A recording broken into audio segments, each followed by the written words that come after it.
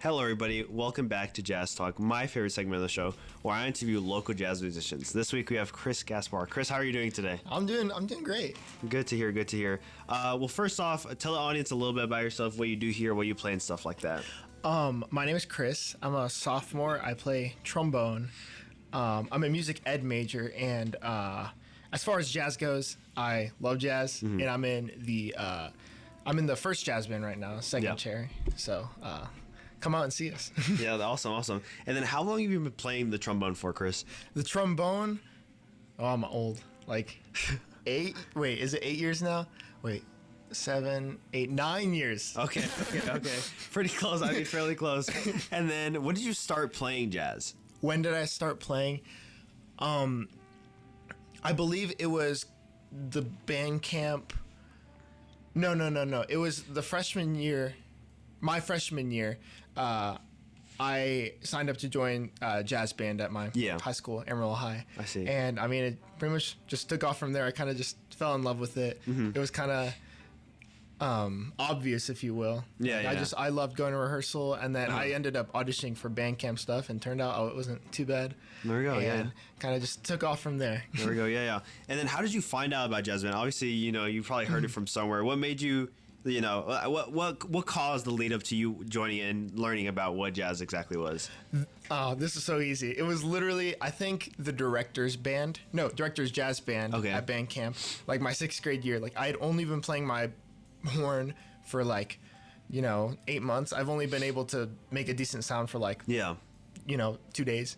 And we were there, and they played the Incredibles theme. I think that's what it was.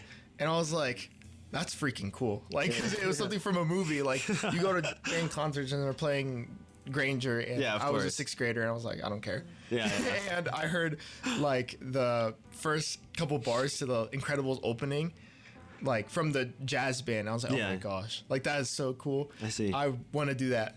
And turned out it was very hard. I was lucky to go to a high school that had jazz band program, so it was very easy to just sign up and go to class and get daily experience. Yeah, awesome. Yeah.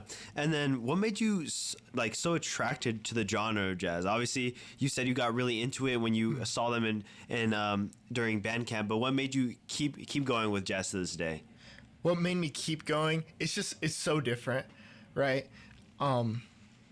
Compared to anything all region orchestra or the all region band or the band audition process, it's just so different because they sit you down and be like, hey, listen and learn. That's how you learn jazz. You just listen. Yeah.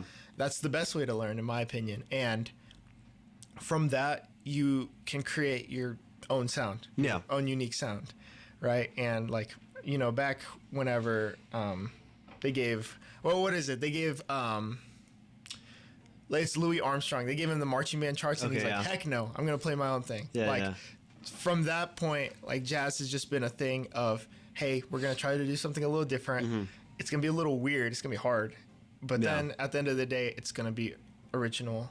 And even at a jam session in someone's garage, you're never gonna have that exact same jam session ever again. Of course, yeah. Awesome, yeah. And then I know you got into symphony and band a little bit. I want to get more into that. Does the way you think change a lot when you're playing in a jazz setting compared to when you're playing in these bigger ensemble settings? 100%. There's some things that you can't really negotiate. I'm gonna play a bad sound. No, play with the good sound. Now, what a good sound is a little different. Yeah. Especially for horn players, I feel like. But there's some non-negotiables. Hey, let me use my ears. Yeah. Let me be nice to people, right? If you show up to an orchestra gig and you're mean, you're not getting hired. Show up to a jam session, you're mean, you're not getting hired. But as far as almost everything else, it's a different way to approach music. And then you kind of just have to take that as is. Don't overthink it. That's my main thing. I see. Right? Especially as a brass player. I have 2 different trombones for my concert playing and my jazz playing. I have 2 different mouthpieces, and my main rule is don't overthink it. You're just blowing air into a tube. There you go. Yeah. Awesome. It's not that hard, but I'm never gonna play all these fancy chords in my solo rep. And on the other hand, I'm not gonna play like so loud in my jazz rap. It's like a lot more intimate, a lot. It's a different sound, and you have to listen, right? Both genres. I turn on some classical music. I'm like, hey, I want to sound like the New York Phil. Yeah. Or I can turn on some J.J. Johnson and be like, hey, can I swing like him? Yeah, of course. Awesome. Yeah. I know you got into a little bit about, listening a lot. One of the big parts about jazz is, listening to music and stuff like that and finding inspirations. What are some of your favorite jazz artists, and why are they your favorites? So one I just mentioned, JJ, you kind of have to put him up there as a trombone player, because it's like who revolutionized jazz trombone, because before that it was like Dixieland kind of style, and he made it like, no, like I'm gonna read saxophone music and I'll make it sound good. But apart from that, I don't really listen to a whole lot of jazz trombonists. I will say a big inspiration for me in general is Thad Jones. Okay. Just because this is a lot of people, I feel, but I got into big band music. Like, that was the first subgenre that I was really like hooked onto. And my favorite artist from that was Thad Jones. I thought he was kind of unique. He was kind of not too old school, but not like of course. Avant-garde. Like, I don't want to listen to this. But I thought it was a perfect mix. I love like all the solos on like his Central Park North album, like all those tunes. They feel like classics, but they're still like modern, almost like they'd go in a Hollywood movie. And he's definitely a big, along with Gordon Goodwin, as far as like what I listen to in order to expand like what I perceive as jazz. Those two guys are really big part of that. Awesome. Yeah. And I know you got into subgenres a little bit, but what are some of your favorite genres of jazz to listen to and also play? To listen to lately, I've been getting into like jazz fusion, like some lighter stuff, like Masayoshi Takanaka. Like those are more like popish. Like, oh, you listen to him? Like, yeah, like he sounds good. I think he sounds great. But speaking of avant-garde stuff, I've been listening a lot to Snarky Puppy. Okay, yeah. They're kind of like funkier. If you would even call it jazz, I know they went to like UNT, but like, what's jazz, what's not jazz? I don't know. But I've been listening to their stuff, and it's really, really unique and cool. And favorite to play, I feel like just a classic medium swing. Okay. I think that's just me playing to my strengths. I see, yeah. Like, that's what I'm probably best at. Some simple bebop tunes, blues type of stuff, and at a speed that I can process. Those are probably my favorite to play. Yeah. I mean, just recently, Kevin over here, he invited a couple of people to play at the CAF at WT. And which was great. Like, I'm not talking about the actual gig, but one of the tunes we played was a ballad, and holy crap, I got cooked.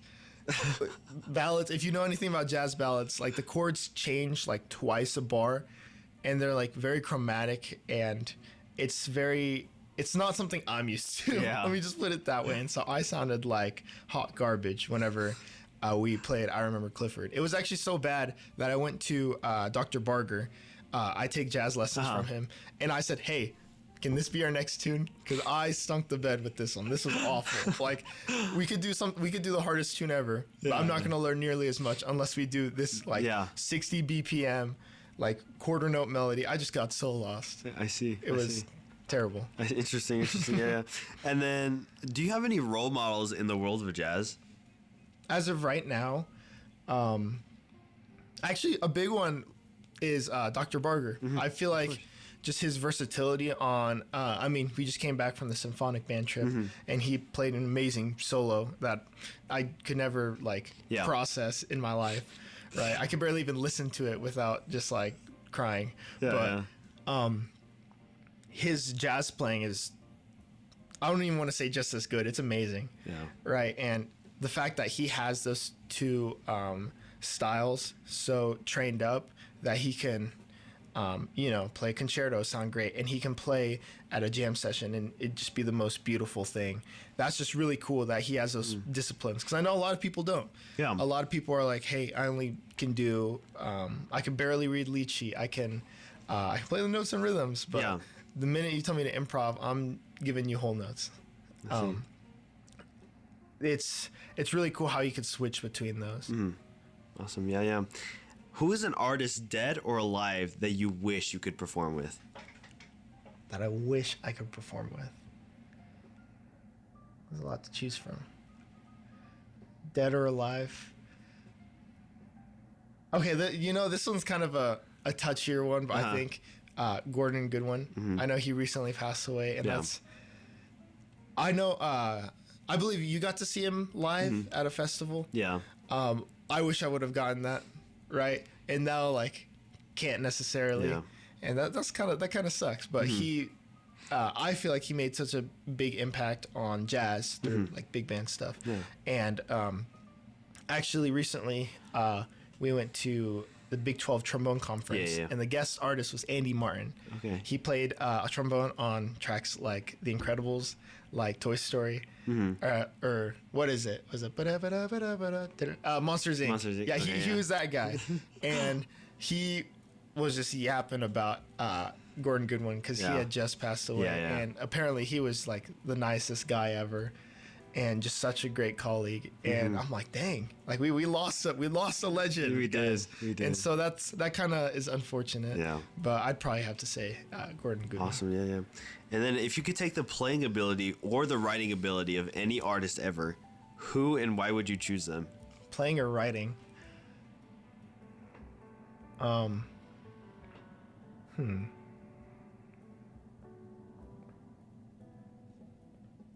What does come to my mind is J.J. Johnson. Yeah. Just because he's a beast. He's like, no, I'm gonna play fast. Yeah.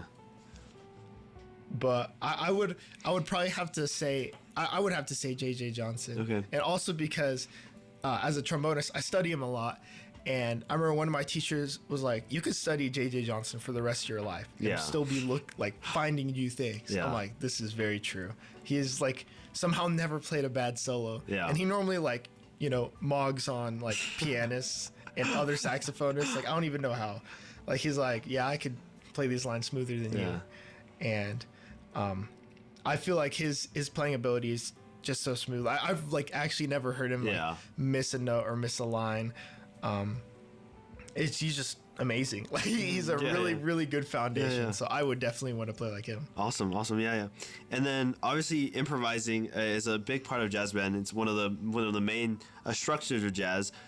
So when you're improvising, what exactly is going through your mind? Oh my gosh, everyone asks this, and like the more I'm on the bell curve, right? Yeah. You know, the like, oh, this is dumb, and then the super like intellectual stuff, and on the other end, it's like, bro, just play. Right? I'm still on the like, I think a lot. But I know I shouldn't. I should just let it come out. Yeah. And so lately, I've been trying to just be like, all right, let me play, and just not think about what I'm playing. Yeah. But I'm kind of dumb, so I still think about what I'm playing a lot of the time. I think about the chord changes a lot. Yeah. Still, what I try to do most of the time is less of like, oh, these are the chords, and more of like the voice leading, because I know a good chord progression will have good voice leading, and just finding where those like nooks and crannies are. Like, oh yeah, I'm gonna play a line that follows this voice, and it makes it sound really good. Other than that, just one other thing is focusing on making a good sound, because it's really easy to just forget about making good sound. At least for me, I'm just like, I play trombone, and it just sounds awful. So I need to make sure I'm making my best sound possible before anything else. Awesome, yeah. And then why do you think jazz and people's emotions have such a close connection to each other? Well, I feel like compared to other types of music, it's just so personable, right? Yes, you can go in a practice room and you can grind it out and you can become the greatest jazz player. Yeah. But if you do and when you do, the lines you create are just, they're you. And there's no one that can take that away from you. Even after you've passed away many years ago. I mean, that's why we still study the greats. Yeah. We're not studying the notes they played. We study them as people and the decisions they make and the colors they create. Right, that's what we're aiming to do, and I feel like other types of music don't necessarily have that as much as jazz do, or at least not in the same way. Awesome, yeah. And then, what is one of your favorite memories relating to jazz? Oh, okay. This one's kind of goofy, but Okay. so Region Jazz Band was in Dumas, Texas. Yeah. Like my junior and senior year of high school. And I remember both years. We went to this place called The Burger. Yeah. And we would just make such a big deal about it. Like, hey, dude, you ready to go to The Burger? Like, we're not going to The Burger. And we would go to The Burger. Yeah. We had to. It was tradition. And I think they still do. Like some of my younger friends that are in high school, they still tell me that they go to The Burger. Because, I mean, you can't not go to The Burger. I remember one of my friends, he ordered, it was called the Box Cutter. Okay. And it was a $20 burger. No fries. Like, the burger was $20. And it was like, had chili, bacon, like 2 patties, a chicken patty. Oh my gosh. Yeah. If you can't tell, a lot of my greatest memories come from food. But. Okay, yeah. It's just, okay, so I've never had the burger. I've been to Dumas many times. I've passed by it. So it just sounds like a Shake Shack. I'm a fan of Shake Shack. Just called a burger in Dumas, Texas. I can't really tell if it's good or not. It's like placebo effect, but if you don't get the box cutter, it's pretty affordable. But it's pretty good. I forget who, but like, you know, some of the guys here from Dumas, and I asked him, and I don't think I've had a bad review about the burger. Okay. A lot of memories, I guess, they hold there. A lot of fondness for the burger. Interesting. Unlike, you know, like some other place, like, never go there. They gave me 10 years of food poisoning. Yeah. Awesome. And then how has jazz affected your life in a positive way? How has jazz affected my life in a positive way? You know what it's really made me do? Just the balance between, hey, I'm going to practice jazz. Hey, I'm going to practice my concert horn. Or I got to practice excerpts. I got to practice chord progressions. Yeah. Just that responsibility part of it, where I have to just keep up with 2 disciplines. Although I'm not very good at it at all, I don't feel. Yeah. It's actually pretty, at least how serious I take it, I feel like it's a really good challenge on just managing your own craft, right? Like, I wish I could just like put one of them down and be like, I'm only doing this, but I can't bring myself to it.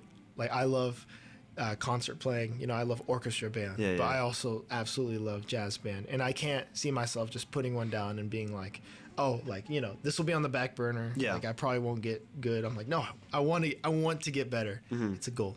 I see. Awesome. Yeah. And then how do you feel about the direction that jazz is currently going in? I feel like it's great.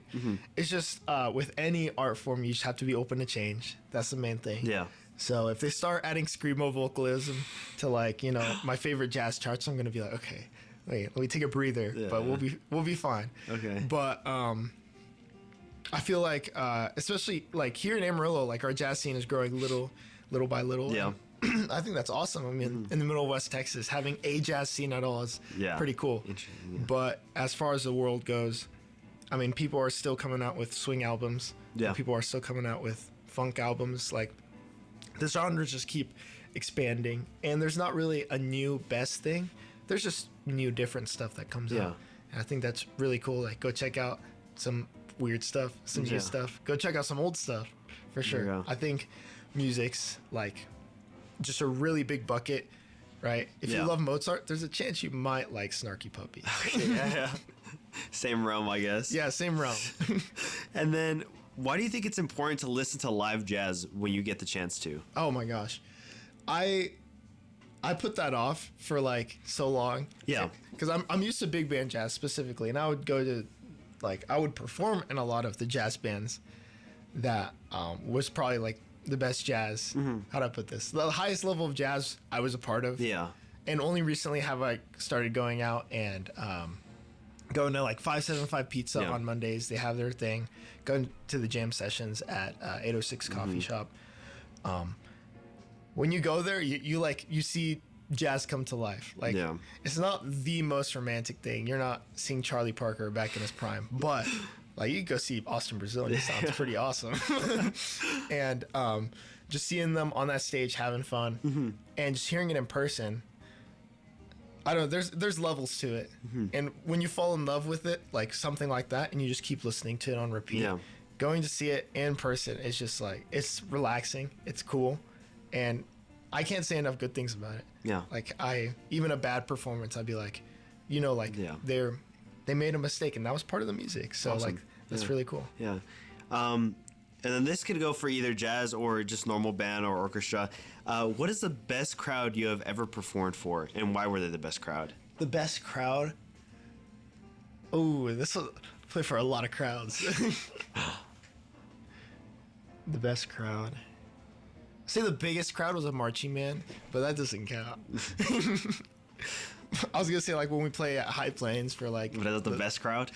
They're a pretty good crowd, but like that's kind of like, oh my gosh, we're outside. It's football and let's be loud. So I'm gonna rule that one out for now. Okay. But as far as jazz and stuff goes, that one's a tough one. I really can't put my finger on it.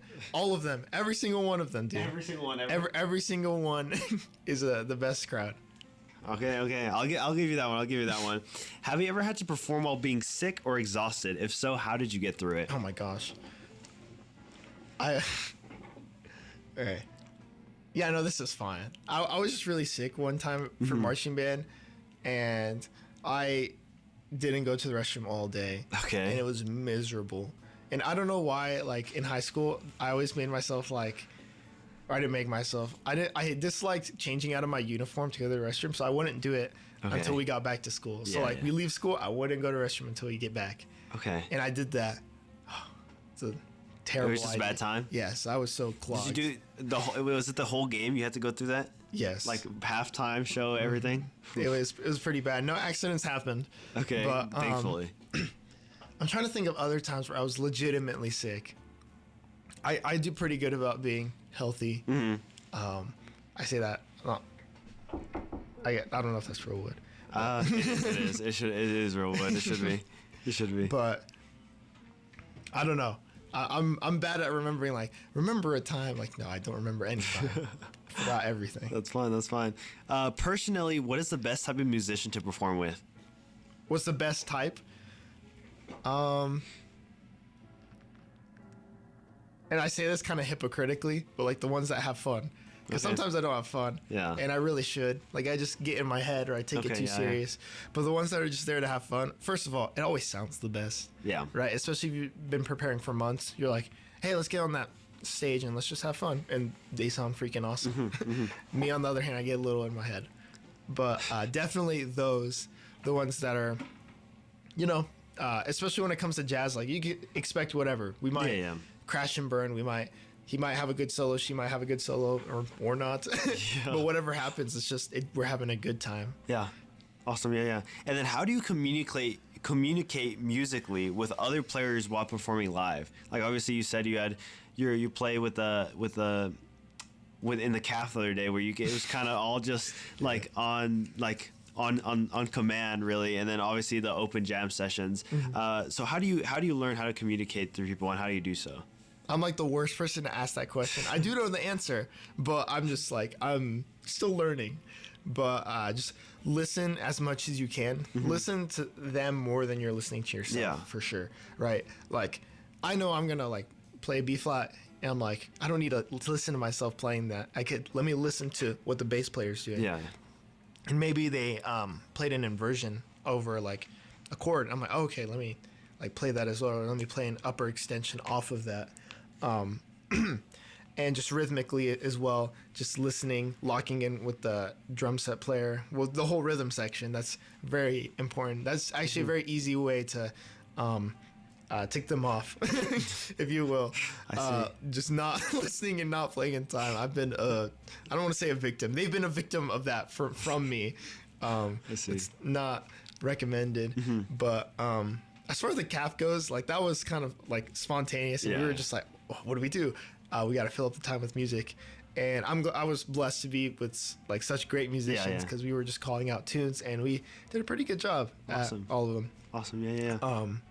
But for stuff like that, just being open to change, especially like call outs, like, oh, hey, you only take half this chorus. Okay. And you whisper that to them while there's music going on, and you just have to lock in, like, okay, we both agree that I'm only going to take half the chorus. Or okay, we're trading fours right now. Or, whatnot. I remember with Traven, what I would do a lot with him during that gig is when Orlando was having a solo, I would try to orchestrate like brass hits. I would just be like, start on this note and descend chromatically. And it's ba, ba.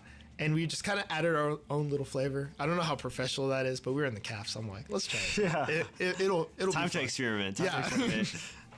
The next question I have for you is: are there any non-jazz musicians or genres that have influenced your playing? Non-jazz musicians or genres that have influenced my playing. I don't know about my playing, but I don't mean to like flip the question, but I don't like hone in on my playing when listening to this. But I love musical theater. I think it's really cool, and I listen to it a lot. And I think that the amount of emotion they put, it's like the amount of emotion they put in opera, except I can understand it. In opera, I can't understand. Yeah, okay. So that's like the main difference between the two. See. Yeah. But I feel like those musical theater musicians, they're just great at just making it very clear, like, hey, this is supposed to be very sad. This is what I'm feeling. And sometimes I feel like I can apply that more to especially my improv, because I'm kind of just playing notes, and I wish I could play more music, less notes, right? And just play with more emotion. But it's hard sometimes whenever you're like me and always get lost so easily. I see. And then besides music, what else inspires you? Dude, you know what inspired me lately is cooking. I love cooking. Wow, okay. And over the past summer I was more into like fitness as well. But that kind of stuff, just self-care.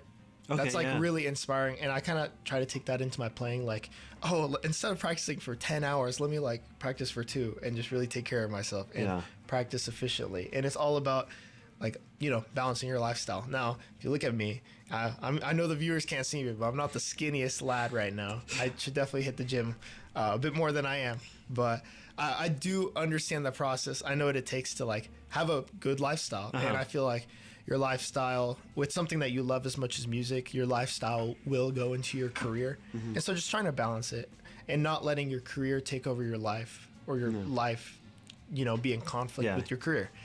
And just the balance of everything. That's something that really inspires me. Awesome. Yeah.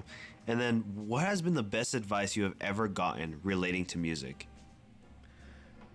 There's a couple, but the first that comes to my mind is my high school band director, Scott Myers. I know you know him. Yeah, I know Scott Myers. When we learned how to improv, like I was literally learning how to improv. He's like, you gotta follow the KISS rule. What does KISS stand for?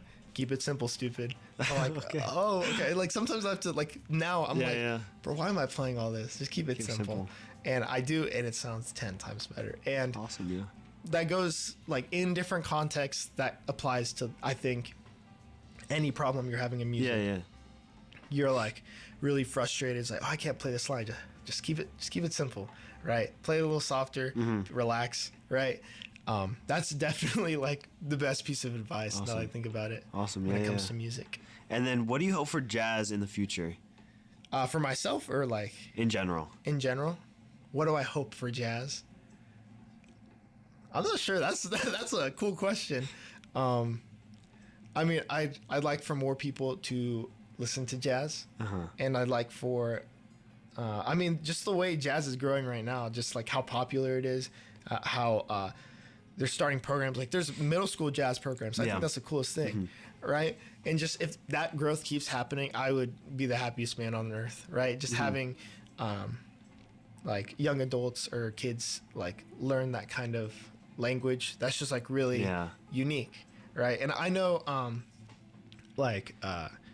for example, like some people here, they went to like high schools that had like crazy jazz programs. I'm like, oh, dang, what if we all had that? Like, that'd be cool. If we were all just good at improvising, because I know improvising's a really hard thing, or even just the ability to swing is like really, like, truly, it's confusing. I don't want to say it's like, oh, it's easy. Like, it's hard to learn.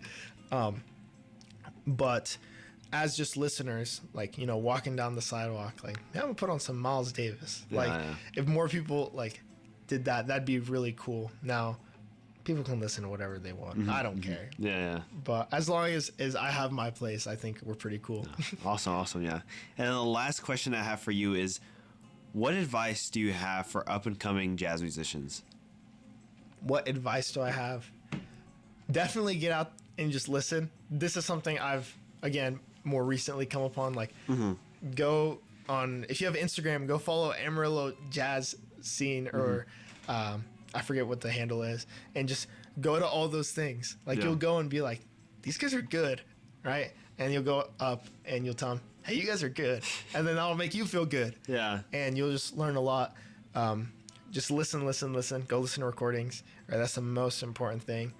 And just know that when it comes to jazz, if you want to become a better jazz musician, that's a lot to ask for. Yeah. And so you have to do it little by little, right? Start with the basics, and things are not going to come like, I'm not going to be like, oh yeah, let me learn the solo. Okay, I can play that solo, and I can play all the changes. Like one tune could last you like a month or two if you just really dive deep into it. Yeah. Right? It's not just something that you pick up and you're mastered. You spend time with it.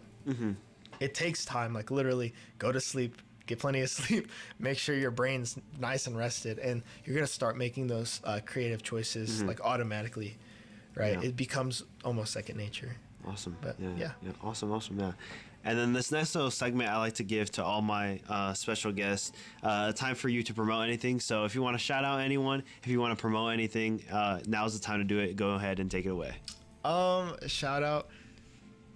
Big shout out, jazz-wise, to James Barger and Austin Brazil. Those are the two people I've studied under, and they've done a great job, especially little old me playing trombone. It's like, hey, I can't play like this, and they're like, all right, we're gonna teach you how to play it. Like, okay. Like, it's really interesting getting because jazz is the language, and I can learn it from a saxophonist, can learn it from a guitarist, which is just so cool, by the way. Shout out to those two guys. Shout out to my mom for giving me a place to stay and being awesome. Yeah, there you go. And shout out to the burger for having awesome burgers in Dumas, Texas. If you ever, for whatever reason, end up in Dumas, Texas, one, be careful on the way driving back. There's coyotes, and don't run one over because you'll get really mad. Okay. And two, go to the burger because they got pretty good food. I would say so. Awesome. Yeah. And then lastly, I like to ask all my guests to recommend one song to be added on the playlist forever. What song would you like to recommend today? I hope this one's not already added, but there's a tune. I mentioned this artist earlier, but Lingus by Snarky Puppy. Really, really cool tune. You might have heard it on like Instagram Reels, like part of the solo, but if not, then you are in for a treat. Awesome. It's really, really cool, really funky. Awesome.